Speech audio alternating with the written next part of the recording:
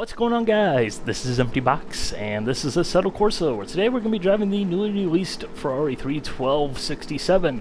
This car is part of the 70th anniversary Ferrari DLC package that is available. Adds in 7 new cars, something thereabouts. All Ferraris, of course.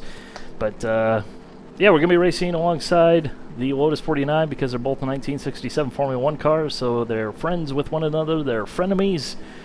And that makes everything better. AI set to 100, difficulty 45% aggression, 2% variance, 10-lap race, Monza 1966. We'll be talking about this car in relation to the Lotus 49, the travesty that was the vote for the community chosen car for this DLC package. Oh boy, yes, of course I'm going to go off the rails on that one. You guys know it. As well as I'm pretty sure I'll go ahead and rant and rave a bit about the AI, because I never did get around to doing a video on the 1.14 update, which, according to some people, made the AI so good. And people have asked me about it, and well, I was going to do it. That update came out while I was in the process of moving. And then by the time I was done moving, I was just like, you know what, I just don't want to open up this can of worms again. We'll just let sleeping dogs lie. But obviously, now that I'm doing another video, it's going to come up again. And, you know, it needs to be said. There's some good things, there's some bad things. Speaking of bad things, if you are someone who voted for the SF70H, 2017 Ferrari Formula 1 car to be in Assetto Corsa from this DLC package, over the 512, which meant that we could reenact frickin' Le Mans with the 917K. Like, if you're one of those people, close out this video, unsubscribe, do whatever it takes, don't come back, you're not welcome here, we don't like your kind here. Like, just, come on. Of course, I'm slightly joking,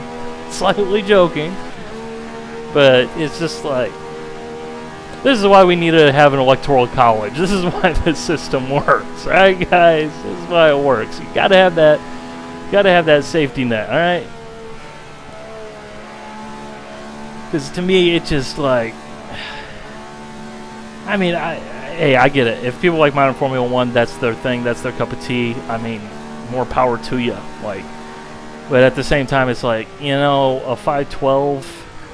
Which was the second most popular voted car in that vote, would have given the 917K, a car that has no friend and a car that is obviously undeniably ultra badass in every sense of the word.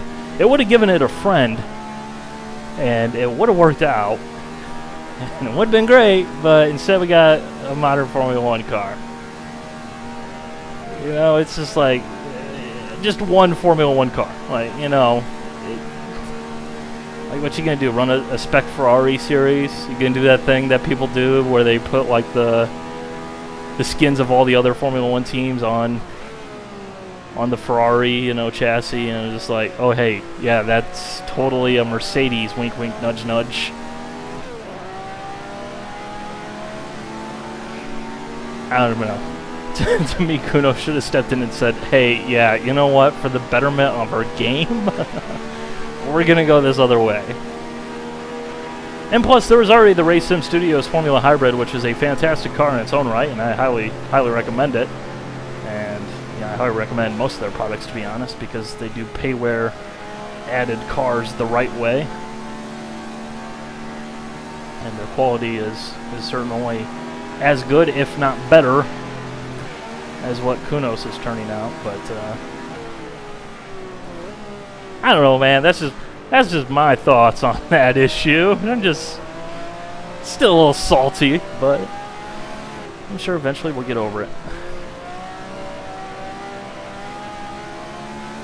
But as for this car in relation to the Lotus 49, obviously the Lotus 49 was the superior car.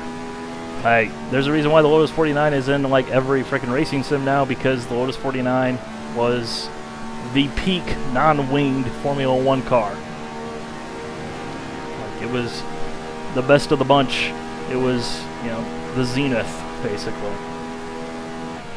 In no small part, thanks to that legendary Cosworth DFV out back, which provides just as much power as this V12, only with 8 cylinders rather than 12. So I mean, that thing is like the engine behind me is like 150% of the Cosworth DFV at minimum.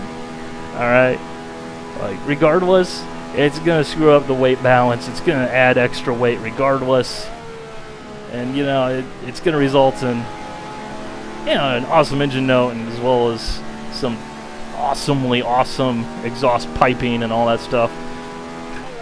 But you can really feel here in Assetto Corsa when you do switch from the Ferrari to the Lotus 49 or vice versa. The Lotus, it's like it is like a butterfly.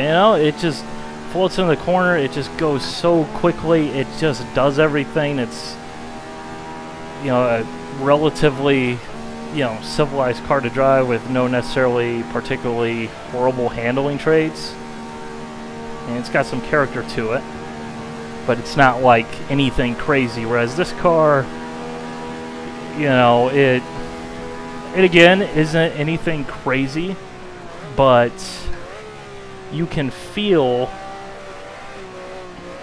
that this thing has a different weight distribution to it. It's like when you get in the power, before you start, skidding, you can feel this thing just want to understeer more than the Lotus 49, which just remains more neutral through the corner, outside of situations where you're going absolutely crazy and getting the thing all crossed up sideways and all sorts of fun stuff. Like, you can definitely feel that this car has more heft to it. But that said, even though this car is about a second slower here in my testing with the default setup with the same fuel load here at this track in particular, I feel like the Ferrari is more stable, especially under braking, and as such, that's going to translate throughout the corner. And I think some people will prefer that feel because it will give them more confidence in these cars, because these cars are relatively difficult to drive. I mean, this is definitely not no GT3 car by any means.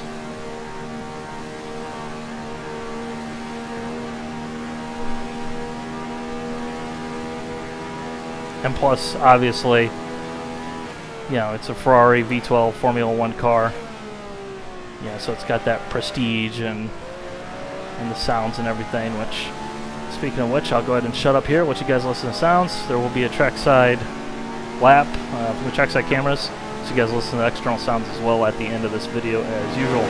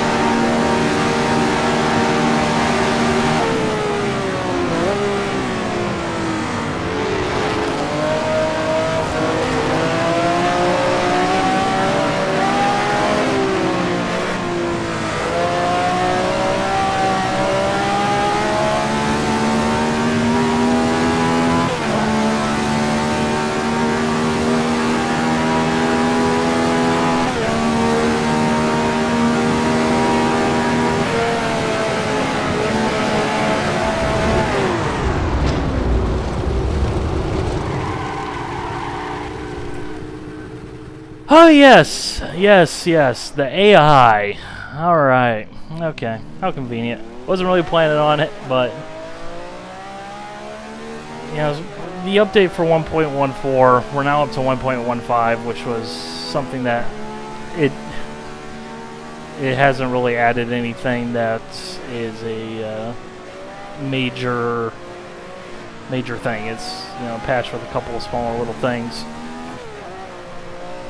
And apparently I have scorched the tires, as I do have damage turned off, just because the AI is like that, but yeah, with the 1.14 update, like I said, it kind of hit while I was in the process of moving, and then I just decided it wasn't worth coming back to, and, you know, hey, it's going to happen. But, yes, there was a big improvement in terms of the way the AI performed in multi-class situations, but the AI is still no better. Like, that's just me driving off the road.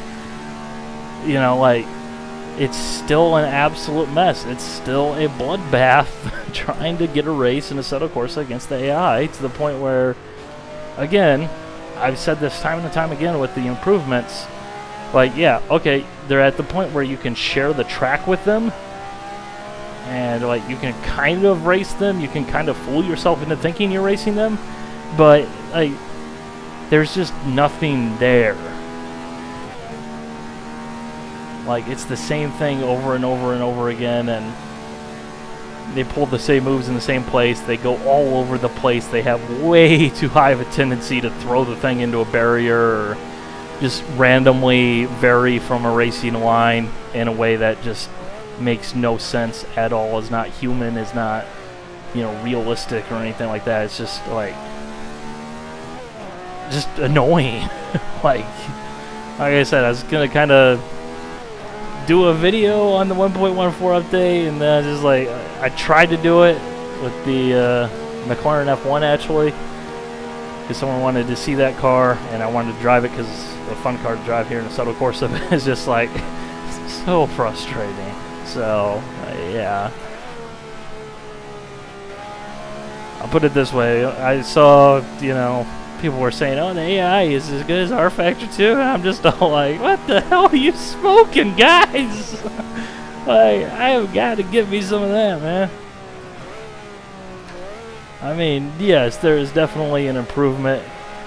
You know, the AI in particular with the multi-class situations, you know, they are far, far less prone to form up that conga line behind a slow car.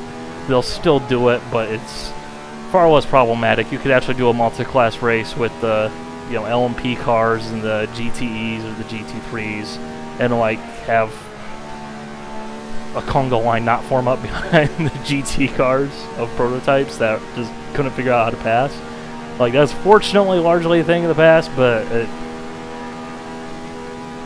it's one of those things where, you know, I've said it before, yes, it's an improvement, but it hasn't changed things. And that might sound like a somewhat cryptic statement, but, you know, if you just go ahead and think it through, there's been a change, there's been an improvement, but it doesn't change my thoughts on Assetto Corsa's AI.